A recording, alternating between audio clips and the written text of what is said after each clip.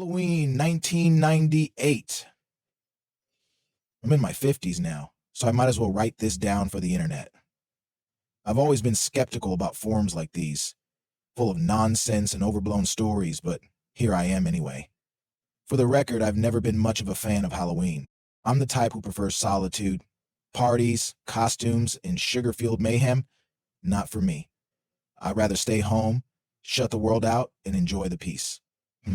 The date I started with, Halloween 1998, was the last day I can remember coming close to a nervous breakdown.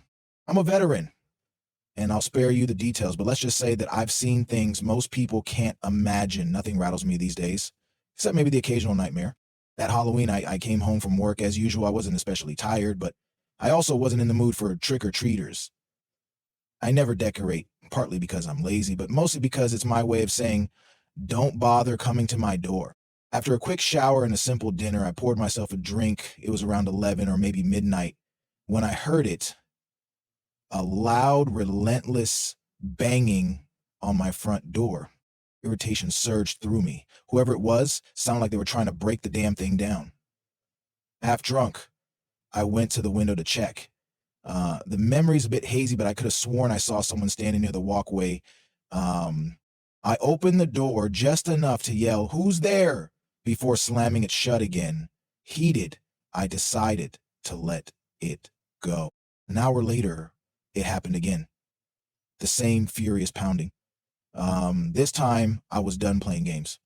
I grabbed my shotgun and stormed to the door. I peeked out the window and saw a kid standing there. Just a kid. My guard dropped instantly. It was late and he seemed alone. No parents, no friends. What the hell was a kid doing out this late? I put the gun aside and opened the door. The kid stood there in what looked like school clothes, but his face was covered by this creepy mask. If you've ever seen the movie From Dusk Till Dawn, his mask looked eerily similar to Frost's vampire face. It was unsettling, but I could tell it was just a mask. "Hey kid," I said, "what's going on? Where are your parents?" He didn't respond, just stood there, silent and unmoving. I asked a few more questions, trying to make sense of the situation. Nothing. Finally, I said, "It's late. You should head home." The kid didn't budge. He just stared, or at least I thought he was staring through that mask. I considered calling the cops, but by then the brandy was kicking in. Instead, I gently turned the kid around and gave him a nudge, saying, "Go home, buddy." I closed the door and went to bed, thinking that was the end of it. But sometime in the early morning, I woke to that same thunderous banging. My heart was racing and a cold sweat clung to me. Something felt off. More than just the noise. I felt scared. A rare thing for me. And the house was pitch dark. Grabbing my shotgun again, I crept to the door. This time, there was no one there. The fear settled in deep. I ran to the basement to check the breaker box. Everything was fine, no blown fuses. The house stayed dark. My neighbor's lights were on, and when I called the power company, they confirmed there were no outages in the area. Mine was the only house without power. As I sat in the dark, I couldn't shake the image of that kid. What had he done? Was it him? Something about the whole situation left me feeling deeply unsettled, more so than anything I'd encountered in combat. It's been years since that night, and I've never seen that kid again, but every Halloween I double-check the locks and keep the lights off. Whatever happened that night. The following week after that eerie Halloween, I couldn't shake the unease that had burrowed into my mind. I'm not the type to dwell on strange occurrences, but this one was different. Every time I thought of that kid's mask, a shiver ran down my spine. I tried to rationalize it. Maybe some prank gone wrong, or maybe the kid was lost and scared. Yet deep down, none of it sat right. A few nights later, I experienced something that made the entire situation even stranger. It was late, around 2 a.m., and I was sitting in my recliner, nursing another drink. I hadn't been sleeping well since that night. The quiet house felt too quiet, like the calm before a storm. The air seemed heavy, oppressive. My old instincts were kicking in, the kind that kept me alive in combat zones. And then it happened. A soft but distinct tapping sound echoed through the living room. Not from the front door this time, but from the large window facing my backyard. I froze, my heart pounding. as I set the glass down quietly. The sound continued, deliberate and slow, as though whoever was outside wanted to draw my attention. I grabbed my shotgun from the corner and moved toward the window, my movements slow and calculated. The moonlight illuminated the backyard, casting long shadows across the overgrown grass. At first I saw nothing out of the ordinary, but then I caught a flicker of movement near the tree line. Someone was standing there, partially obscured by the shadows. My grip on the shotgun tightened as I stared, trying to make out details. They weren't moving, just standing there, watching. "Who's out there?" I called, my voice steady but laced with warning. No response. I debated stepping outside, but every instinct screamed against it. Instead, I reached for the flashlight on the table nearby and shone it toward the figure. The beam cut through the darkness, revealing nothing. The figure was gone. My breathing quickened as I scanned the yard, flashlight sweeping left and right. Whoever it was had disappeared without a sound. I locked every door and window in the house and sat awake for the rest of the night, shotgun in hand. The following day, I decided to install a motion-activated security system. Cameras, floodlights, the works. Whatever was going on, I wanted to be prepared. For a while, things settled down. The cameras picked up nothing unusual, and I started to convince myself that it had all been in my head. Maybe the drink, the stress, or a combination of both had played tricks on me. But then came the dreams. Night after night, I dreamed of that kid.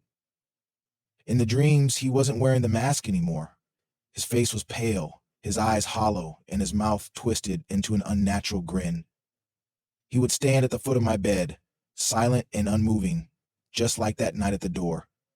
I'd wake up drenched in sweat, my heart racing, the image of his face burned into my mind. One night, the dreams took an even darker turn. I dreamed I was back in the house, but it wasn't my house anymore. The walls were warped, the windows boarded up, and the air was thick with an acrid smell. The kid was there, standing in the corner, his mask back on, but this time he spoke. His voice was low, guttural, and inhuman. "You let me in," he said. I jolted awake, gasping for air. The words echoed in my mind, impossible to shake. I hadn't let him in. Had I? I tried to push the thought away, but the doubt lingered. What if opening that door had been a mistake? What if I'd invited something into my home that night? The next morning, I went through the security footage again, scrutinizing every frame. For hours, I found nothing, and then just as I was about to give up, I saw it.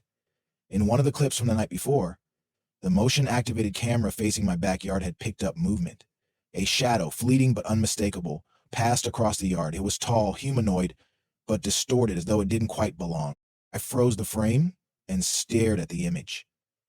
The shadow's shape was wrong. Its limbs were too long, its posture unnatural. I sat there, staring at the screen, my mind racing. This wasn't just a prank. This wasn't my imagination. Whatever I'd encountered that Halloween night, it wasn't over. For weeks, I lived in a constant state of anxiety.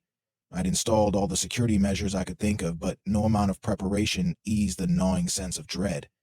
It wasn't just about what I'd seen or what I dreamed. It was the feeling, the oppressive weight in the air, like the house itself was watching me. The dreams continued, relentless and vivid. The kid's pale face haunted me, his hollow eyes boring into my soul. I tried staying up to avoid them, but the exhaustion only made things worse.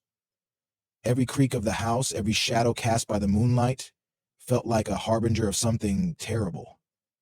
I started sleeping with the shotgun beside me, the cold metal a small comfort in the suffocating darkness. One night, everything came to a head. It was a little after midnight when the security alarm blared, jolting me awake.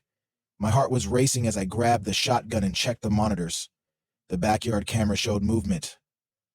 A dark figure near the tree line. It wasn't just standing there this time. It was moving, slowly but deliberately, toward the house. I ran to the living room, adrenaline surging through me. The floodlights outside flickered on, illuminating the yard. For a moment, I saw nothing. And then, there it was. The figure was closer now, just at the edge of the light. It wasn't a kid anymore. It was taller, its limbs impossibly long, its movements jerky and unnatural, and that mask, or was it even a mask? It glared at me with those hollow eyes. The grin stretched impossibly wide. "Who are you?" I yelled, my voice trembling despite my efforts to stay composed. "What do you want?" The figure didn't answer. It just stood there, swaying slightly, its head cocked as if studying me. Then, without warning, it started to move again, faster this time, heading straight for the house. I didn't think.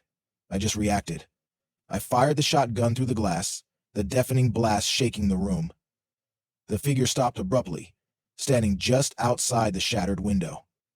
Man, for a moment everything was silent. My ears were ringing from the shot, and the figure remained motionless. Then, slowly, it tilted its head to the side, as if amused. It raised one long claw-like hand and pointed at me. A low, guttural laugh echoed through the night, sending chills down my spine, and then, just as quickly as it had appeared, it vanished. I spent the rest of the night sitting in the living room, shotgun in hand, every light in the house blazing. When morning came, I inspected the yard. There were no footprints, no signs of anything having been there.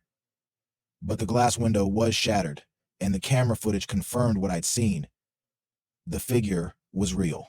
That was the last night I stayed in that house. I packed up and left within a week, selling the place at a loss just to get out. I've moved twice since then, and every Halloween I make sure to be somewhere far away, in a place surrounded by people. And I don't know what that thing was. I don't know if it was the kid, something pretending to be a kid, or something worse. All I know is that it's out there, and I'll never forget the way it looked at me. Like it had been waiting for me, like it knew me. So if you're reading this, take my advice. Don't open the door. Don't let it in. And if you ever see a kid in a mask standing outside your house on Halloween night, don't answer.